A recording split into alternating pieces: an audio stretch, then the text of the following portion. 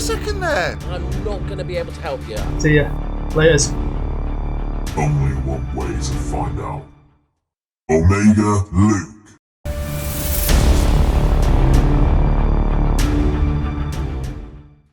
Oh boy, ladies and gentlemen. Today, I'm going to show you our youth intake. And I've got to say, for a first year youth intake, I'm rather pleased. I don't know whether it's because of the database, because I did say that some crazy regens do form in this database, or we just got really lucky. I'm not quite sure, but there's some bangers in our youth intake. Now today we have two very important matches coming your way. We first find ourselves against the Turkish side, Trabzonspor. But then, the game after that, we go ahead against Sheffield United, who we are currently trying to beat out to win the title. If we do win the title, of course, we gain that first Infinity Stone for Thanos. I'm not quite sure what he wants to do with them. With all 6 stones, I could simply snap my fingers. They would all cease to exist, and I call that mercy. But that is terrifying. I did not quite know that when I took the job on. So let's have a look at these youth candidates that we have coming through our side. And I've signed one, I signed 2. I think I signed 2 already to permanent deals. These are the 2 that came through at the top here in our youth candidates. Ferry Sturras. And straight away, I think he looks incredible. 4.5-star potential bid. I've already offered him the job role. He is a striker who can play just in behind the striker as well, with decent passing already. Maybe that's where we go down this route. But the flair, the determination. Oh boy, this guy looks insane. 16 years old through our youth intake. That is spot on. And we also had Rob Brack. A man, same again, from Holland, a winger this time, can play in numerous roles, not comfortably, but we can train him. He's good, a very strong left foot. He has very decent fundamentals to be a good winger already quite early on in his career. We need to boost those mentals though. That determination will be rising. Hopefully we can bring him into the first team, use some mentoring and get that determination sky high into some greens. That'll be good so that he reaches his full potential. Ferry Sturras actually has a resolute personality as well, which I'm quite pleased with. That's a good one. But I did look at our under-18s. We also have this man, Shilat Zand. Now, I've never really heard anyone speak about him before. He's a real player in the game. Shilat Zand, anyone used him before? I've overlooked him, but I clicked on here before I went to see the youth candidates, and he appeared. And I'd never seen him, but he looks rather good already. Like, for 16 with 5-star potential, he looks insanely good. Shilat Zand. Okay. Well, anyway, let's talk about what we have done since the last episode on Wednesday. Now, of course, the last episode included a 2-0 victory and a 2-1 victory against Istanbul and Norwich. Great results. Happy days. Thanos was happy. I was happy. The whole of Rotterdam was buzzing. We then played Independiente and we dropped 2 points. That was a waste. They aren't very good in this division. We've already stuffed them early on. We won 1-0, Luke. We beat them 1-0 early on in the season. Then we played Vasco da Gama. A nice 2-0 victory, back on track. Was then stunted by a team who we did stuff. Young Boys. We conceded a 67th minute goal, Sandro Lorpa, after Sambi Lokonga, who has done really well. He scored against Norwich, of course, in the last episode.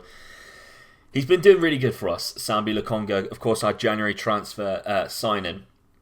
So another 2 points dropped there against Young Boys. Fortunately, though, we managed to get back on track. Nikolai Jorgensen with a 61st minute goal against Hamburger, putting us 1-0 up and keeping the 1-0 victory for a very important 3 points. But then, Luis Sinistera with a brace against San Lorenzo at home. 2-1 victory. They scored very early on as well in the 13th minute. Nicola Mini, unfortunately, did pick up an injury. And that continues to happen. League form though, we are currently sitting top just on goal difference, and the fact that we have Sheffield United in the second fixture, I mean, we only play, how many games do we have left after the Sheffield United game? 6 games. So there's only one more episode after this. It's almost, you could say, a 6-pointer, definitely, but almost a title decider. Injuries then. Yeah, I weren't kidding. 2 of our best players so far this season, Nikolai Jorgensen, the man who's been scoring all the goals, is out for 2 weeks. He's going to be missing every match in this episode, and Nicolo Armini is just coming back 7 to 3 weeks as well. He won't be featuring either in this episode. So, 2 massive losses there. It's going to be difficult to replace them, especially Jorgensen. Like, not a lot of people have really stepped up and scored a lot of goals. Like, Montanu's been putting it in, but he has 19 goals. After that is Burgess on the wing and Sinistera on the wing, Baeza on the wing. Like, Tornstra's only got 7 from that attacking midfielder role. We're struggling for goals. Like, Armini is here. I mean, how many down? 1, 2, 3, 4, 5. He's 7th top scorer in the league, and he's barely played as many games as everyone else. And he's a centre back at 19. Like, we are struggling for goals. It's going to be a big loss. And so, I'm making some big moves. Burgess is going to go up top. As much as I'd love to put Louis Montanu or Brozanek up there, I just don't think they're ready yet to lead the line for us, especially in this formation. Maybe in a 2-pronged attack. But Steven Burgess has scored plenty of goals. He can play the role up front. Not so much a centre forward, a complete forward side. So we'll probably change that. Maybe to a false 9 or an advanced forward, speaking of that, because he can do those roles rather well. And Sinistera, who has also scored quite a lot of goals, can come in on the right-hand side. Baeza on the left. Tornstra, Arfield, Sambi, Lokonga in the midfield. Very good spine. Well, I suppose actually all the way up. Sven van Beek and Senesi in centre-back. Malasia and Karsdorp filling in at full-back. And Bilo in net. So this is still going to be a test. Although Trabzonspor don't really have much to play for. I'd still like to think that we can overcome them, no matter how much we've been struggling recently and how many players that we are missing. I think putting Burgess up top will be quite a good idea, and we do need to change his role. As much as I'd love to just leave it as a complete forward, people have their limitations on this game. It's better to just play this. I'm all for normally just trusting players in that role, but this tactic's not like relying on the striker just being a complete forward. It's different when it's further down the pitch. Like, I wouldn't change deep line playmaker role or the box-to-box midfielder role to suit a player trait. But the striker, I'm all for that. And straight away, we have an injury. That's not what I wanted to see at all. What to do now? Do I put Burgess back? Trust a youngster? Do I bring a winger on? What would you guys do? Not that you can really help me. This is a pre-recorded thing. We're not live. There's no chat. Still like your opinions, though. What would you have done? Comments. Do it. Do you know what? I'm gonna trust this man, Conrad De La Fuente. We haven't played him yet. He's played non-competitive games for us. Let's trust him. Let's trust him. He's fully fit. He can sort of play this role. I think he's left-footed as well. No, he's not. No, he's not. So we're just going to have to go for it. But he's good agility, good pace. Let's just put our trust in the American from Barcelona. He can't be that bad. We also need to make sure we are keeping note of other scores around because Sheffield United, for some reason, have gone above us, even though it's on Go difference. What is happening there? But still. Can we defend this properly, please? We can't. They have hit the post. They have hit the outside of the post. We're riding our luck. Corner ball. Sami Lokonga is going to take it. Van Beek is in the bar. Burgess. Oh. The keeper scrambled and saved it. It was offside, so if Burgess did score, it wouldn't have counted. But still, that is unlucky.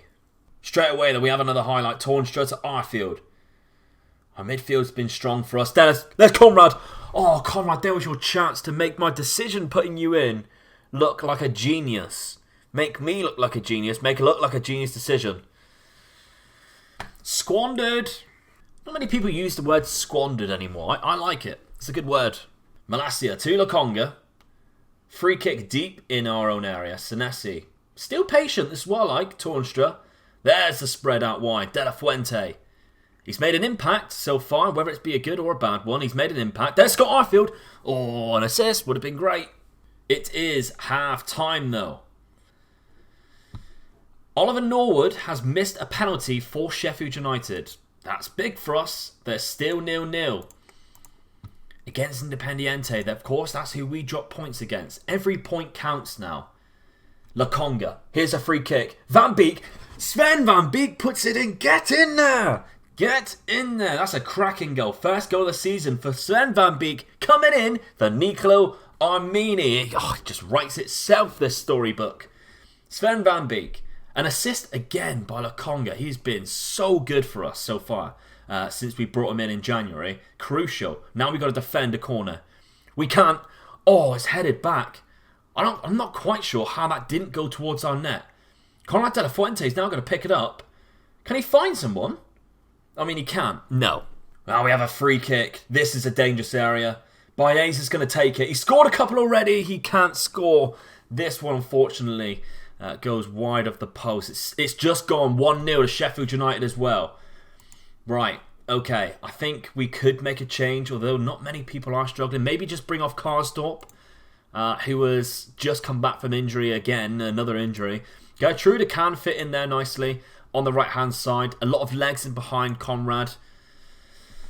Oh, come on. Hold out, boys. Hold out. Oh, God, no. 89th minute, and we do have a highlight. Now we're on the defence as well. Korchecki. There's Tornstra, though. Baeza. Find a man. There's Scott Arfield. Secure it, please. Find someone. It's gone in! Scott Arfield! I mean, it's deflected. Scott Arfield should never be given that goal. Like, ever be given that goal. It's nowhere near going in from his shot. I do not care, though. Scott Arfield, only his 4th goal of the season.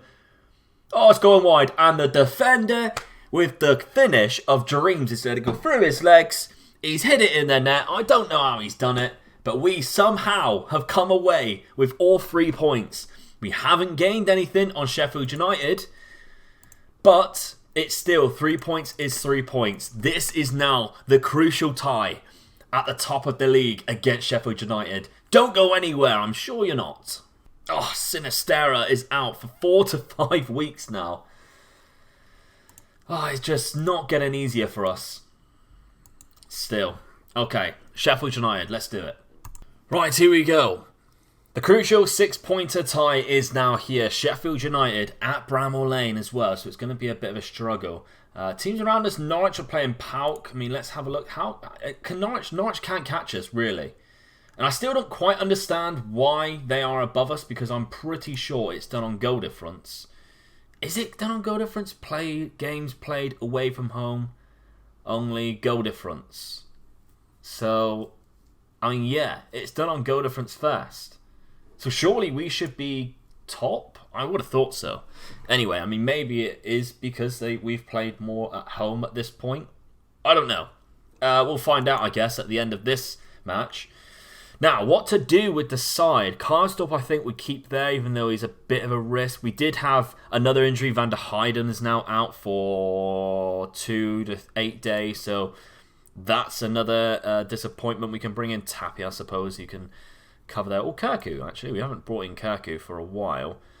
To be fair, if we just do that, and then we can decide who goes on the right-hand side. Do we bring off Burgess, put him there where he's more suited? I mean, Louis Montagnou's also just played for the reserves, so that screws that up. Now we are actually in a bit of a predicament. I'm thinking we put Bosniak on the bench there. I'm thinking we stick with what we had at the end of that match. Conrad De La Fuente didn't actually do that bad. He didn't do that bad. Sven Van Beek did very well when he came in. And do you know what? Let's just do it. Let's just go for it. It's probably the most important game that we will have this season. But we don't actually have our first 11. There's no excuses. There's no excuses. Although, you know, I've got a lot of experience doing this and playing in this this style and this under this pressure in my other saves. I've had a lot of experience. It's been good for us. If you consider failure experience. That was unnecessary. So, The recent standings have Sheffield United in first place, we're in third. Let's raise our game to their level. I mean, I thought that would give them a bit more boost, but clearly not. But we've done it anyway. They look happy. I mean, happy's good, right? Playing happy's good. They have a decent side. They're playing a strange formation. Come on, boys. Same as last game. Wow, it's a very ropey first half so far. And Bilo's picked up from a free kick. 34 minutes gone. I'd like to think we can counter-attack from this. Malacia, Senesi, Lokonga. Very well done. Very well played out there to Baeza, who is a danger. He's done very well, the Spaniard. It's a poor attempt, really. It's bounced around everywhere. Malacia's picked up the loose ball, though. Lokonga. There he goes. Spreads it out again. Karsdorp. Can he get that ball in the box? It's been brought down. He hasn't. But now, Lys Mousset is causing us danger. There's Sander Berg. Sander Berg, whisper past the post. It's okay. We're finally okay. That was the least convincing we're okay you've ever heard in your life. Half time, though. Deadlock. What can we do to break it? We don't exactly have our goal threat on the pitch. We're a better team. We're not really, although, are we? Go out there and give the fans money's worth. They travelled a long way. All the way from Rotterdam to Sheffield. It's not that far, considering where they have gone, but still, it's a distance. Okay, throw in. It's the 62nd minute. We need to defend. It's gone all the way in. Oh no, Luke Freeman. How is he free? How is he a free man? There, besides being called it. How has that happened? Two players, Lokonga and Senesi, is it? I've just stood there and watched him fall over, take the ball past him and put it in our net. Well, I have no choice. It's time to bring on Bozanek, who is actually an out-and-out striker. Deep line forward, I'm happy with that. Burgess, we never actually changed him. That might have been a problem. Conrad de la Fuente. Let's move into a winger on attack. Oh, we haven't got a lot of time. We have not got a lot of time. Is there anyone else who's having a bad game or that we need to bring off? De La Fuente is actually one of them. But we haven't got anyone, really, who can come on instead of him. Maybe Tornstra and then bring someone on? Because we got Utara who can come on there. That's actually quite a good idea. Let's do that instead. We got one more substitute. I don't really think we have anyone who will make a difference to bring on and make it. Let's stick to this. Let's just put our faith in this team that we have out right now. We're actually defending. Oh my god, Bilo's made a save. It's a cracking save too. 10 minutes to go though. They sit now 3 points above us with 6 games to go. It's not like completely out of our hands. But as we go into the 90th, extra time, we're not going to pull it back. Oh, it's cruel. It's cruel. Full strength side and I really fancy our chances to do better. But that is disappointing. I mean, we never actually scored a decent goal from like open play. It's very... I mean, we scored a ricochet and a set piece in the first game. I don't think we had a highlight. Don't think we had a highlight against Sheffield United. They pretty much dominated us. But that is very disappointing. Well, on this massive cliffhanger, you're going to have to come back and you're going to have to wait till Monday now to find out exactly what happens at the end of this first season. We'll probably bring you back for the AEK Cruzeiro game, as long as it is just down to those 2 games, whether the league is won or lost. If it is, I'll try and work out in my head. And my maths is always appalling, and it's cost me before. I'll do my best, though, to make sure we do not miss what happens, or step of the way. Maybe we come back for a triple header at the end, I don't know. But please smash that like button below. Subscribe to the channel if you haven't done so already, so you do not miss that Monday's episode. And I'll catch you for the next one next week. Bye bye, guys. Hey you. Yeah, you. How am I doing this? Mind control. Watch. There's a Patreon if you want to support the channel like these guys, and YouTube thinks you'll like this video. Don't forget to hit the like button and subscribe. No, I am not Luke's father.